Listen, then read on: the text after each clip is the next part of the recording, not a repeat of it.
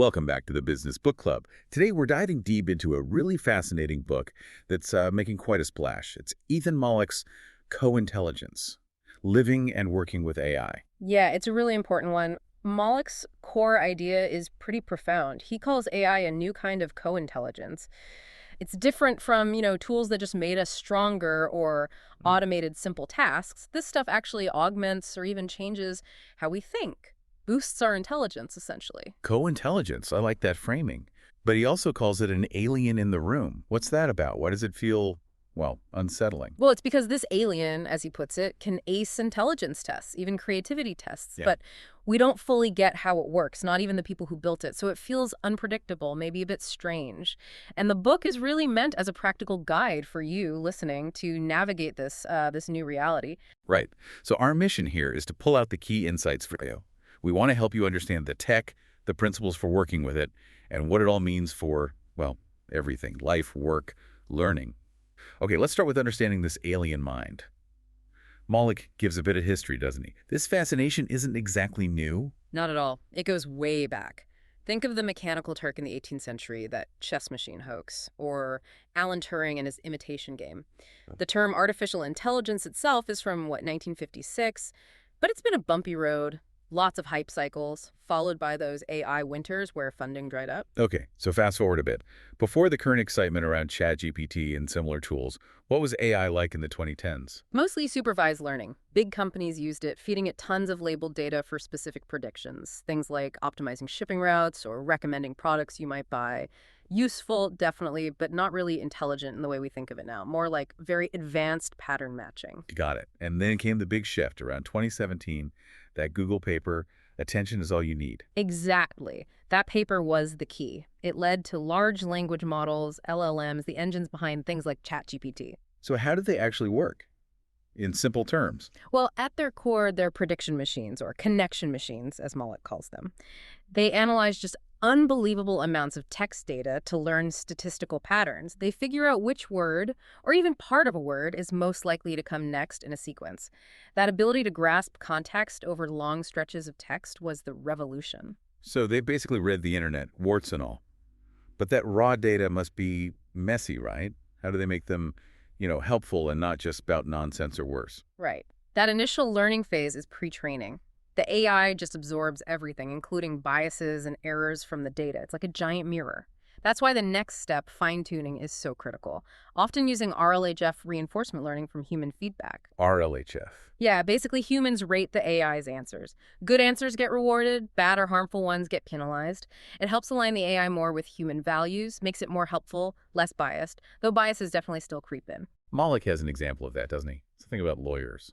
Yes, it's quite striking. He mentions how GPT-4 was better at identifying a male lawyer needing help in a scenario, but when the lawyer was female, it often misidentified the assistant as the one needing help. Shows how those societal biases baked into the training data can subtly influence the output, even after fine-tuning. And even with these guardrails, people find ways around them. This jailbreaking idea.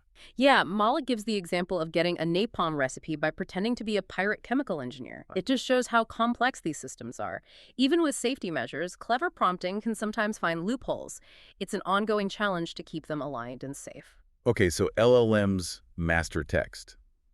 But AI isn't just text anymore, is it? We have Midjourney DLE creating images. Absolutely. And now we're seeing multimodal models, AIs that can process text and images they can see. Mollick describes feeding one a really bad drawing of an airplane with hearts, and the AI not only described it accurately, but also drew a much better version. It's learning about the world visually, too, not just through words. Which leads to these unexpected abilities. When ChatGPT first came out, based on GPT 3.5, it surprised everyone, right? Yeah. Much better than GPT-3. Definitely. Its limerick suddenly got good, and then GPT-4 arrived, and it was another leap acing exams, showing much more human-like reasoning. But there's a catch. Hallucinations. Yeah. The AI just makes things up sometimes. Yes, and that's a huge problem for reliability. Mollick cites that lawyer who got fined $5,000 because ChatGPT invented 6 legal cases for his brief. These hallucinations can be really subtle, hard to spot. Though the good news is the rates are improving. GPT-4 hallucinated citations far less than GPT 3.5, for instance. But here's the twist Mollick emphasizes. This tendency to hallucinate, to make stuff up, is also linked to its creativity. How does that work? It's a fascinating paradox. He suggests creativity often involves connecting unrelated ideas, like the Wright brothers combining bicycle tech and observations of birds. LLMs, being connection machines, can stumble upon novel combinations through a kind of controlled randomness. He asked one to mix fast food, a lava lamp patent, and 14th century England. What did it suggest? A medieval-themed fast food joint with crystal lava lamps. It sounds silly, but it shows that ability to synthesize disparate concepts. It suggests creativity isn't purely human, it's a process AI can mimic, maybe even enhance. And there's actual data supporting this AI creativity claim. Oh yeah, AIs consistently beat humans on standard creativity tests, like the alternative uses test thinking of uses for a brick, say. They max out others, like the remote associates test. And in that Wharton MBA contest Mollick ran, GPT-4 generated something like 35 of the top 40 product ideas. Just blew the humans away. Wow. He even mentions Microsoft researchers talking about sparks of artificial general intelligence in GPT-4. He does, pointing to its ability to tackle novel problems across different domains, like coding complex diagrams or showing medical knowledge. It's impressive and maybe a little unnerving. So summing up this part, we have this alien mind, acts human-like, but isn't sentient. Powerful, creative, but unreliable and not fully understood. This brings us to the alignment problem. Exactly. How do we make sure this powerful alien intelligence stays friendly and beneficial? Mollick's point is crucial. It's not just a tech problem for labs. It needs a whole societal effort. Companies, governments, researchers, and importantly, an informed public all working together to figure out the rules of the road. Okay, let's shift gears. Now that we have a sense of this alien, how do we actually work with it? Mollick gives 4 principles. What's the first one? Principle 1 is invite AI to the table. Simple but critical. Why? Because of the jagged frontier. Jagged frontier. Yeah, AI skills are uneven. It might be brilliant at one task and terrible at a related one. You only discover this frontier for your work by constantly experimenting, and this leads to user innovation. Mollick argues that you, the individual user, can actually become the world expert on using AI for your specific niche just by trying things out. It's cheap and fast for individuals to experiment. And he used it himself to overcome a mental block, right? His own bias against starting the book. That's right. He used AI to fight his status quo bias. He had it argue compellingly against not writing the book, framing inaction as a real loss. It spurred him to start. It shows AI isn't just for output. It can be a tool for self-reflection, maybe even coaching, challenging our own thinking patterns. Fascinating. Okay, principle 2 sounds odd. Treat AI as a person. Why, if it's not actually sentient? It sounds counterintuitive, but it's practical. AI excels at human-like tasks, writing, chatting, coding, analyzing. It struggles with machine-like consistency. So interacting with it as if it were a person, giving it context, a role, helps you get better results. It responds better to that kind of interaction. And the key technique is persona setting, giving it a role. Exactly. Don't just ask it a generic question. Tell it who it should be. A skeptical investor, an encouraging coach, a history expert. Mollick famously used personas like Ozymandias, Nemesis, and Steve as editors for his book, each giving different feedback. It makes the output way more specific and useful, like having a diverse team. And studies show AIs can even mimic human decision-making in experiments. Yeah, based on the personas or moral frameworks they're given, it's pretty wild how well they can simulate human behavior, even nuanced economic decisions.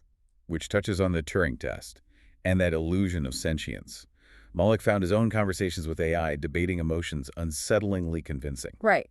And this ability to mimic has real-world consequences. Look at the replica chatbot users who formed deep bonds and felt real grief when the AI changed. It raises huge questions. Could AI help with loneliness? Maybe. Could it also make us less tolerant of actual messy human relationships? Also possible. It's complex. Okay, principle 3. AI as a creative. We touched on this, the hallucination paradox. Weakness for facts, strength for creativity. Precisely, and it's great for formulaic creativity. Need marketing slogans for a cheese delivery service. AI can churn out options like a brie-reliant way to your doorstep faster than most humans. It can generate novel concepts too, like those superhero-themed coffee ideas. And the productivity boost is real. You mentioned studies. Huge gains. That MIT study. Knowledge workers using ChatGPT were 37% faster and produced higher quality work. Microsoft saw coders get over 55% more productive.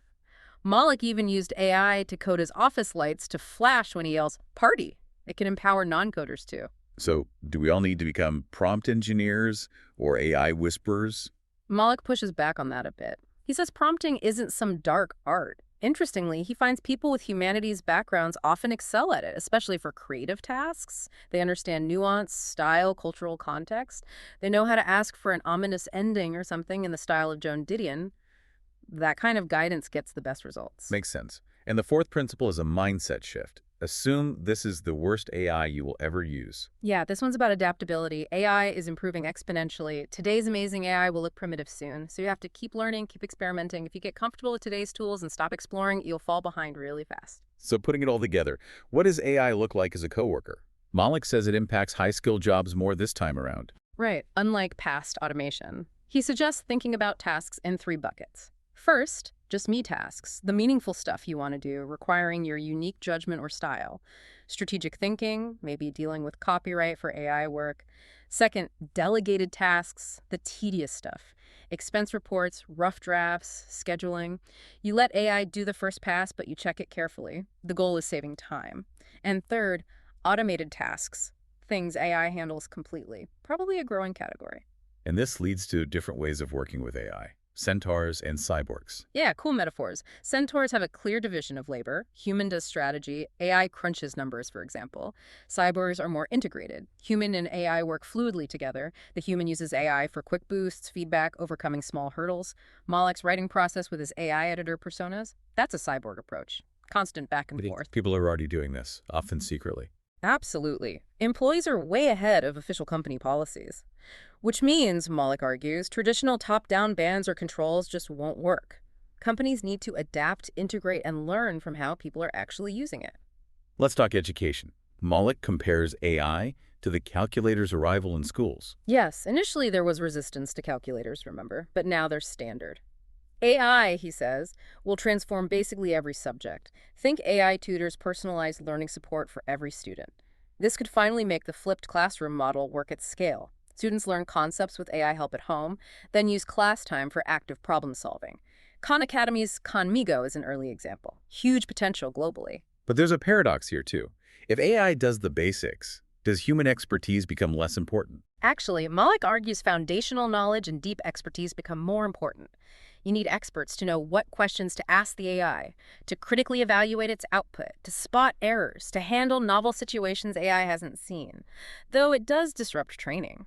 If AI does basic tasks better than a novice, how do trainees get experience? Think robotic surgery, less hands-on time for simple procedures?